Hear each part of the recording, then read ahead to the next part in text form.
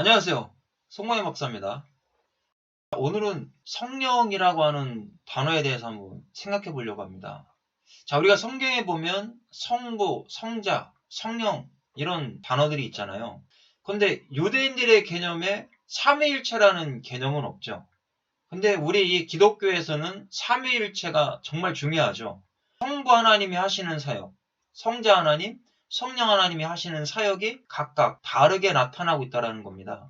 그러나 유대인들에서는 성부, 성자, 성령의 개념이 없으니까 예수님을 하나님으로 믿지 않게 되는 거죠. 그냥 인간에 불과하다라고 생각하게 되는 겁니다. 그래서 우리가 삼위일체 교리를 부인하게 되면 예수님을 하나님으로 믿지 못하는 겁니다. 이단들 같은 경우에는 예수님을 피조물로 보는 이단들도 있다라는 것이죠. 삼위일체 개념에 대해서 정확하게 깨닫지 못하기 때문에 그런 것이죠. 그러나 성경은 정확하게 삼위일체에 대해서 말씀해주고 있습니다.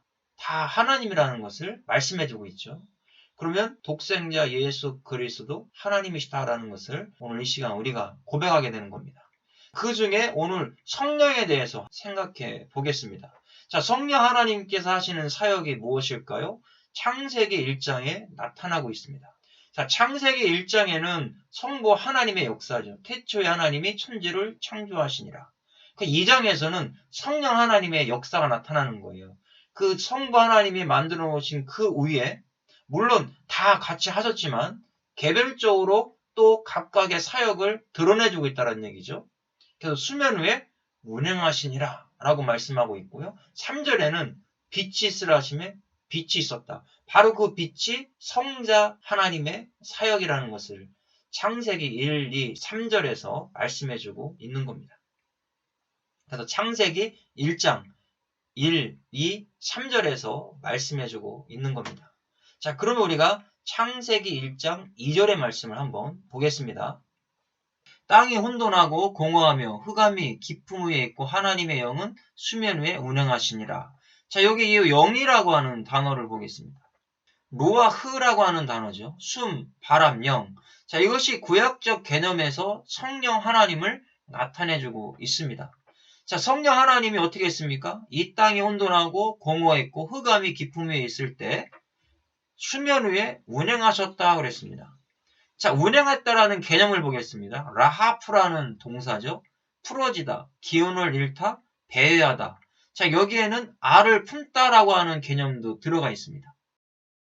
이미 이 세상을 다 만들어 놓은 상태에서 성령 하나님은 계속 운행하시면서 하나님의 백성들을 찾고 계신다라는 거죠. 그럼 지금도 성령 하나님이 하시는 일이 무엇일까요? 이 세상을 운행하시면서 하나님의 선택한 백성들을 찾아내시고 알을 품듯이 그 백성들을 품어서 하나님의 나라로 끝까지 인도하신다라는 것을 우리가 생각할 수가 있다라는 겁니다. 그래서 성령 하나님의 역사가 아니고서는요, 절대 구원받을 자가 없다라는 거예요. 우리가 복음의 말씀을 들을 때 누구도 함께 역사하시냐? 성령 하나님도 함께 역사하십니다. 하나님께도 고넬료가 나타나서 베드로를 불러오라고 했습니다. 그리고 베드로에게 나타나서 고넬료의 집에 가라고 했습니다. 환상 가운데 야 잡아먹으라 그랬잖아요. 난 지금까지 부정한 거 잡아먹은 적이 없는데요. 잡아먹어라. 내가 깨끗하다고 하면 깨끗한 것이다라고 말씀하셨습니다. 그리고 고넬료의 집에 가서 복음을 선포하게 되죠.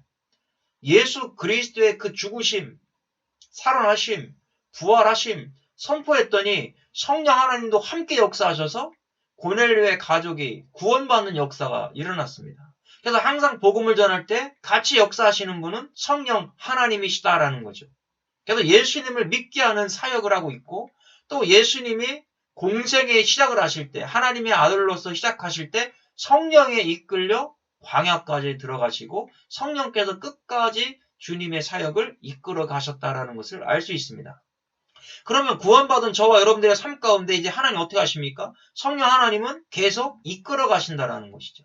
그게 바로 성도의 견인이다라고 말씀하는 겁니다. 끝까지 견인해 가시니까 저와 여러분들이 엉뚱한 길로 가다가도 하나님이 책망하시고 올바른 길로 가게 하신다라는 겁니다. 그래서 마지막 천국까지 가게 하시는 은혜가 있는 겁니다. 자, 우리가 출애굽기 31장 3절을 보겠습니다. 하나님의 영을 그에게 충만하게 하여 지혜와 총명과 지식과 여러 가지 재주로 주셨다 그랬습니다. 자, 여기도 보면 이 영이라는 단어가 루아흐, 성령을 상징해주고 있는 단어입니다. 자, 성막을 지을 때 오홀리압과 부살렐에게 하나님의 영이 충만하게 내리셨다라는 거죠. 지혜를 주셨다라는 겁니다. 그러면 저와 여러분들이 하나님의 일을 할 수 있도록 감동을 주시는 이는 누구시냐? 성령 하나님이라는 거죠. 성령 하나님께서 충분한 감동을 주시고 그 감동대로 가게 하신다라는 거죠. 그러면 저와 여러분들이 감동을 받았는데 그 감동을 소멸시켜버리면 안 되겠죠. 성령 하나님께서 무엇을 하라라고 마음에 감동을 줬는데 그것을 소멸시켜버리는 겁니다. 그런 경우가 누구냐? 신약의 아나니아와 삽비라예요. 하나님께서 헌물을 할 수 있도록 감동을 주셨잖아요. 그래서 하겠다라고 했잖아요. 그런데 막상 땅을 팔고 났더니 돈이 아까운 겁니다. 그래서 반은 내고 반은 감췄어요. 성령을 왜 속였냐라는 것이죠. 그러면 저와 여러분들의 신앙생활 속에서 성령을 소멸하지 마시고 성령의 감동이 왔다면 그대로 한번 해보시라는 거예요. 그러면 하나님이 반드시 그 일에 역사하신다라는 거죠. 무슨 이유가 있으니까 감동을 주셨다는 얘기죠. 성령께서 그냥 감동을 주시진 않았을 거란 말이에요. 그런데 우리는 처음에는 불붙듯 정말 냄비처럼 뜨거워져가지고 하겠다라고 얘기합니다. 특히 부흥회 때. 뭔가 자기가 막 하나님께 서원을 하고 막 합니다. 왜? 잠시 뜨거워졌다는 얘기죠. 그런데 그것을 지나고 나면 냄비가 금방 호록하고 식듯이 그냥 잊어버리고 자기가 하나님 앞에 하겠다라는 모든 것들을 다 소멸시켜 버리더라는 겁니다. 그러면 안 된다라는 것이죠. 그래서 이제는 성령의 감동이 왔다면 함부로 서원할 것도 아니고 정말 이것이 하나님께서 나에게 주시는 감동인지 확인해 보시고 진짜 하나님께서 주신 감동이면 소멸이 안 되겠죠. 뭔가 끝까지 하겠다라는 마음이 오겠죠. 그리고 나서 하나님 앞에 충성하시고 봉사해 보십시오. 그러면 분명히 하나님이 그 속에 역사하시는 것들이 있다라는 거죠. 자, 신명기 34장 9절도 보겠습니다. 모세가 눈의 아들 여호수아에게 안수하였으므로 그에게 지혜의 영이 충만하니 이스라엘 자손이 여호와께서 모세에게 명령하신 대로 여호수아의 말을 순종하였더라. 지혜의 영이라고 했습니다. 루아흐, 성령을 상징하고 있죠. 모세가 여호수아에게 안수할 때 성령의 역사가, 성령의 영이 충만하게 임한다라는 것을 볼 수가 있습니다. 그래서 하나님께서 또 안수할 때 하나님의 영을 충만히 주셔서 하나님의 일을 감당할 수 있게 또 사명을 주신다라는 것을 알 수 있죠. 이것도 성령의 사역이라는 겁니다. 그럼 이렇게 충만한 성령의 영을 받은 저와 여러분들은 어떻게 해야 됩니까? 그것이 출애굽기에 나타나고 있습니다. 자, 출애굽기 10장 9절을 보겠습니다. 모세가 이르되 우리가 여호와 앞에 절기를 지킬 것인즉 우리가 남녀노소와 양과 소를 데리고 가겠나이다. 자, 절기라는 단어를 보니까 축제예요. 그래서 순례 절기, 절기의 희생 이런 뜻이죠. 자, 이 단어가 하가그에서 왔죠. 절기를 지키다, 춤추다, 흔들거리다 이런 뜻을 가지고 있죠. 자, 절기를 지킨다라는 건 지금의 예배입니다. 성령의 충만한 은혜를 받은 사람은요, 하나님 앞에 예배를 드리는 거예요. 예배 드릴 때 기쁨이 있고 정말 춤추듯이 이렇게 예배를 드리라는 얘기죠. 이 일을 하라는 겁니다. 그럼 저와 여러분들이 성령의 충만한 영을 받았잖아요. 그럼 예배의 삶을 살아라 라는 것을 말씀해주고 있습니다. 학계 선지자가 있잖아요. 학계 선지자의 이름이 축제라는 뜻입니다.